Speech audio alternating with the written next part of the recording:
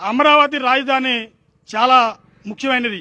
ప్రతి ఒక్కరు కూడా ఈ రాజధాని అమరావతిలోనే ఉండాలని చెప్పి, అది అభివృద్ధి జరిగితే మన రానున్న రోజుల్లో భవిష్యత్తులో కూడా అందరికీ బాగుంటుందనే ఉద్దేశంతో అందరం వచ్చి ఈ యొక్క అమరావతిలోనే రాజధాని మరి కట్టే వరకు మనం ఈ యొక్క కార్యక్రమాలు ఎన్నో చేసుకుంటూ, మరి వైసీపీ ప్రభుత్వం మరి ఎందుకు చేస్తుందో ఏంటో తెలియదు కానీ కక్షపూరితమైన మరి ఇటువంటి చేయడం అనేది ఎంతవరకు భావ్యం కాదు.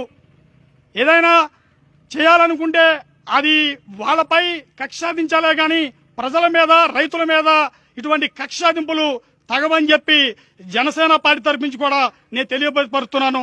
అదే రకంగా ఇవాళ చూసుకుంటే ఎక్కడ చూసినా సరే సమస్యలు ఎక్కువగా ఉంటే సమస్యల పక్కన పెట్టి పవన్ కళ్యాణ్ పై ఎన్నో విమర్శలు చేస్తున్నారు. అది విమర్శలకి